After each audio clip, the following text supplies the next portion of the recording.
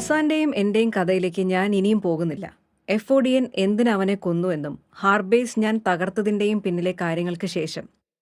ഹാർബേസ് തകർത്തതിന്റെ തെളിവൊന്നും ഞാൻ ബാക്കി വെച്ചിട്ടില്ല. അസാനും ഞാനുമായുള്ള ബന്ധം ഞങ്ങളുടെ ജോലിസ്ഥലത്തെ പലർക്കും അറിയാം. അവൻ അന്ന് കയറിയെടുത്ത ഫോട്ടോയും രേഖകളും ഞാൻ റീജിയണൽ ഹെഡായ സയന്റിസ്റ്റ് മിസ്റ്റർ മൈക്കൽ ആലൻസിന് തിരിച്ചു നൽകി. ഞാൻ അങ്ങനെ ചെയ്തതിന് കാരണമുണ്ട്. എനിക്കിനിയും എഫോഡിയന്റെ നീക്കങ്ങൾ അറിയണമായിരുന്നു.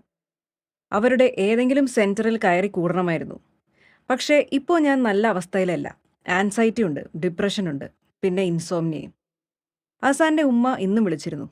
എന്നാണ് ബാംഗ്ലൂരുവിലേക്ക് വരുന്നതെന്നും എന്നെ കാണണമെന്നും പറഞ്ഞ് നിരന്തരം വിളിക്കാറുണ്ട്. ചില സമയങ്ങളിൽ എൻ്റെ മഹാനായ പിതാവ് എന്നിൽ നടത്തിയ പരീക്ഷണങ്ങളുടെ ശല്യങ്ങൾ വേറെയും.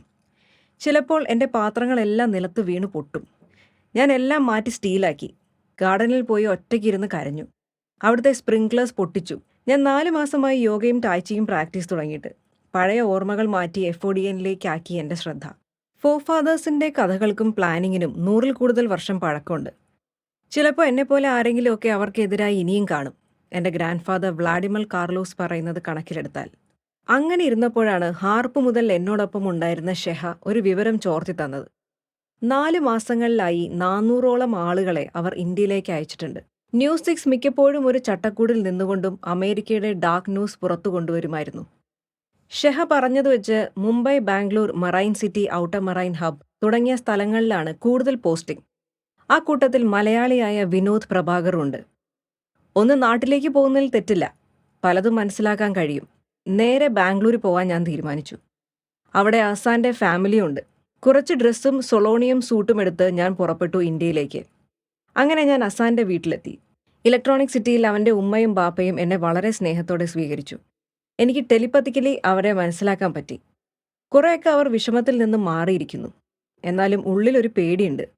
എന്തിനെയാണ് അവർ പേടിക്കുന്നത്? സമയം വൈകുന്നേരമായി. അപ്പോഴാണ് ഞാനും ശ്രദ്ധിച്ചത്. വീടിൻ്റെ മുൻവശത്ത് കുറേ മാറി ഒരു ലാൻഡ് റോവർ നിർത്തിയിരിക്കുന്നു. കുറേയേറെ സമയം അത് അവിടെ നിർത്തിയിട്ടുണ്ട്. ഞാൻ കാര്യം അവരോട് ചോദിച്ചപ്പോൾ അവരാദ്യം മിണ്ടിയില്ല.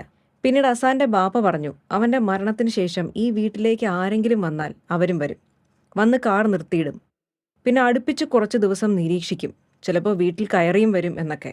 എനിക്ക് മനസ്സിലായി കാര്യം. അവർ തന്നെ, എഫോഡിയൻ്റെ ആളുകൾ. പോലീസിൽ അറിയിച്ചില്ലേ എന്ന് ഞാൻ ചോദിച്ചു. അറിയിച്ചെന്നും ഗുണമൊന്നും ഉണ്ടായില്ലെന്നും പറഞ്ഞു. സ്വാഭാവികം. രണ്ടും കൽപ്പിച്ച് അവരുടെ അടുത്തേക്ക് പോകാമെന്ന് ഞാൻ തീരുമാനിച്ചു. പക്ഷെ അവർക്ക് എന്നെ മനസ്സിലായാലോ? മനസ്സിലായാൽ എന്ത്? I can change there memory. ഞാൻ പുറത്തേക്കിറങ്ങി അവരുടെ അടുത്തേക്ക് നടക്കാൻ തുടങ്ങി. അവർ എന്തോ പിറുപിറുക്കുന്നുണ്ടായിരുന്നു. അതിലൊരാൾ ഫോറിനറാണ്. അയാൾ എന്നോട്, ഹേ കേളി, can I ask what's a matter എന്ന് ചോദിച്ചു. അയാളുടെ ആക്സെൻറ്റ്, ഹീസ് അലാസ്കൻ. ഞാൻ അവരുടെ കാറിൻ്റെ ബോണറ്റിൽ അടിച്ചു. ഞാൻ വിചാരിച്ചതിനേക്കാൾ ശക്തി ഉണ്ടായിപ്പോയ ആ അടിക്ക്. വണ്ടിയുടെ ഫ്രണ്ട് ചുളുങ്ങി. അവർ 4 വണ്ടിയിൽ നിന്നിറങ്ങി. ഞാൻ എൻ്റെ കൈ ബോണറ്റിന് മുകളിൽ തന്നെ വെച്ചു. അത് ചുരുങ്ങിക്കൊണ്ടിരുന്നു. എയർ ബാഗ് പുറത്തു വന്നു. അയാൾ വീണ്ടും, you are one of them. അതിനുശേഷം അവിടെ നടന്നത് അവർക്ക് ഓർമ്മയില്ല. ആദ്യമായാണ് 1-ൽ കൂടുതൽ ആളുകളെ ഒരുമിച്ച് കൺട്രോൾ ചെയ്യുന്നത്. അവരിൽ നിന്നും കുറച്ച് വിവരങ്ങൾ കിട്ടി. എഫോഡിയൻ ഒരുപാട് ആളുകളെ ഇങ്ങോട്ടിപ്പോൾ ഇറക്കാറുണ്ടെന്നും വയോള ലാബ്സിൽ പരീക്ഷണങ്ങൾ നടക്കുന്നുണ്ടെന്നും അറിയാൻ കഴിഞ്ഞു. കുറച്ചുനാൾ ഇവിടെ നിൽക്കാൻ തീരുമാനിച്ചു. ഐഡന്റിറ്റി ഒരു സീക്രട്ടാക്കി വെക്കാം. അസാന്റെ മാതാപിതാക്കളെ കൂടി എനിക്കൊന്ന് കൺട്രോൾ ചെയ്യേണ്ടി വന്നു. ഞാൻ പോയി സംസാരിച്ചു, അവരെ പറഞ്ഞയച്ചു എന്നാക്കി. ആ ഭയവും അവരിൽ നിന്ന് മാറ്റാൻ കഴിഞ്ഞു.